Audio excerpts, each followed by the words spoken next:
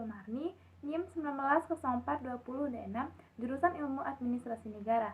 Saya akan menjelaskan tentang persepsi dalam organisasi dari mata kuliah Perilaku Organisasi yang diampu oleh Ibu Yulia Handoselina, SIP, MAP.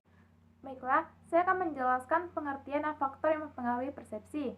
Yang pertama, pengertian persepsi. Apa sih persepsi itu? Persepsi menurut beberapa perahli, diantaranya menurut Robin dan Judge. Persepsi adalah proses di mana individu mengatur dan mempresentasikan kesan-kesan sensoris mereka guna memberikan arti bagi lingkungan mereka. Yang kedua, menurut Ivan Kevich, persepsi adalah proses kognitif di mana seorang individu memilih mengorganisasikan dan memberikan arti kepada stimulus lingkungan.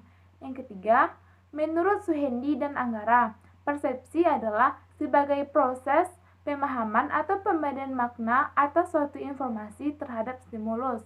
Yang keempat, menurut Joseph, persepsi adalah proses yang dilalui orang dalam memilih mengorganisasikan dan menginterpretasikan informasi guna membentuk gambaran yang berarti mengenai dunia seseorang yang termotivasi siap untuk bertindak.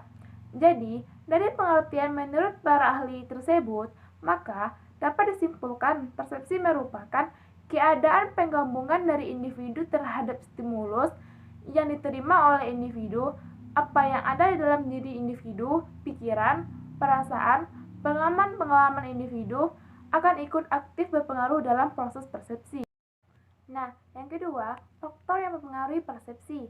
Faktor-faktor yang mempengaruhi persepsi menurut Toha ada 3. Yang pertama, psikologi.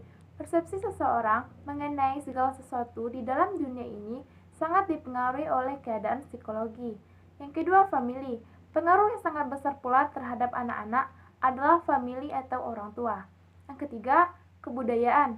Kebudayaan dan lingkungan juga termasuk merupakan salah satu faktor yang kuat di dalam mempengaruhi sikap, nilai, dan cara seseorang memandang dan memahami keadaan di dunia. Sedangkan menurut Robin, faktor-faktor yang mempengaruhi persepsi ada 3. Yang pertama, pelaku persepsi, yaitu orang yang memberikan persepsi. Pelaku persepsi di sini adalah penafsiran seorang individu pada suatu objek yang dilihatnya. Akan sangat dipengaruhi oleh karakteristik pribadinya sendiri, di antaranya sikap, motif, minat, pengalaman, dan harapan. Yang kedua, target, yaitu orang atau objek yang menjadi sasaran persepsi. Faktor target mengandung komponen yaitu segala sesuatu yang baru, gerakan, suara, ukuran, latar belakang, kedekatan, dan kemiripan. Yang ketiga, situasi, yaitu keadaan pada saat persepsi dilakukan. Faktor situasi mengandung komponen yaitu waktu, keadaan kerja, dan keadilan sosial. Selanjutnya, pengaruh persepsi terhadap penilaian. Ada sejumlah kesalahan persepsi yang terjadi dalam mempersepsikan orang lain. Kesalahan persepsi tersebut ada 3. Yang pertama, stereotyping. Stereotyping adalah mempersepsi atau menilai seseorang hanya atas dasar satu atau beberapa sifat dari kelompoknya. Stereotyping seringkali didasarkan atas jenis kelamin, keturunan, umur, agama, kebangsaan, dan kedudukan atau jabatan. Yang kedua, halo efek adalah kecenderungan menilai seseorang hanya atas dasar salah satu sifatnya saja. Misalnya, seseorang yang mudah senyum dan penampilannya rapi dianggap lebih jujur dari orang yang berpenampilan seram. Yang ketiga, projection. Projection adalah kecenderungan seseorang untuk menilai orang lain atas dasar perasaan dan sifatnya. Oleh karena itu, projection berfungsi sebagai suatu mekanisme pertahanan dari konsep diri seseorang sehingga lebih mampu menghadapi yang dilihatnya tidak wajar. Nah, selanjutnya, persepsi organisasi dan persepsi sosial. Yang pertama, persepsi organisasi. Persepsi organisasi meliputi 3 hal. Yang pertama, kesamaan dan ketidaksamaan, yaitu sesuatu objek yang mempunyai kesamaan dan ketidaksamaan, ciri akan dipersepsikan sebagai suatu objek yang berhubungan dan ketidakberhubungan. Artinya, objek yang mempunyai ciri yang sama dipersepsikan ada hubungannya, sedangkan objek yang tidak mempunyai ciri adalah terpisah. Yang kedua, kedekatan dalam ruang, yaitu objek atau peristiwa yang dilihat oleh orang karena adanya kedekatan di dalam ruang yang digunakan. Maka diartikan sebagai objek atau peristiwa yang ada hubungannya. Yang ketiga, kedekatan dalam waktu, yaitu objek atau peristiwa juga dilihat sebagai hal yang mempunyai satu hubungan karena adanya kedekatan atau kesamaan dalam waktu. Dari ketiga hal tersebut merupakan suatu proses pengorganisasian persepsi. Setiap objek yang diketahui adanya suatu kesamaan dan ketidaksamaan, kedekatan dalam ruang, dan kedekatan dalam waktu. Suatu individu akan mengorganisasikan sedemikian rupa sehingga menciptakan suatu persepsi tertentu. Yang kedua, persepsi sosial. Persepsi sosial merupakan interaksi langsung dengan cara seseorang memandang dan memahami orang lain. Para pegawai akan terlibat dalam proses persepsi ini dalam hal mengenal, memandang, memahami, dan menilai satu sama lain. Persepsi sosial tersebut hanya akan mengikutsertakan orang yang menilai dan orang yang dinilai. Di makna, kedua pihak ini memiliki ciri khas masing-masing.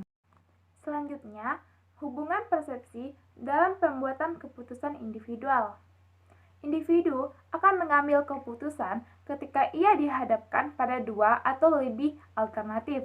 Oleh karena itu, pengambilan keputusan individu merupakan bagian penting dari perilaku organisasi. Tetapi, cara individu mengambil keputusan dan kualitas pilihannya sangat dipengaruhi oleh persepsi mereka. Pengambilan keputusan terjadi sebagai reaksi atas dasar suatu masalah yang sedang dihadapi.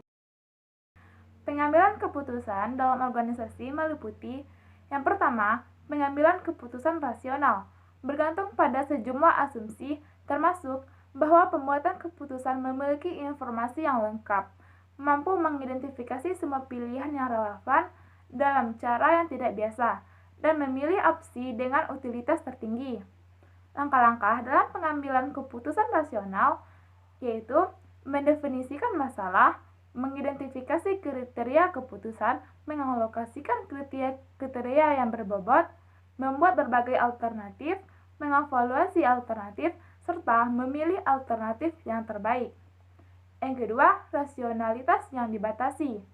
Karena otak manusia tidak bisa mengolah dan menyelesaikan masalah yang kompleks dengan rasionalitas penuh, maka kita menggunakan bounded rationality, yaitu suatu proses dalam pembuatan keputusan dengan menggunakan model yang sederhana, lalu kemudian disaring sehingga nantinya menjadi mudah untuk dipahami.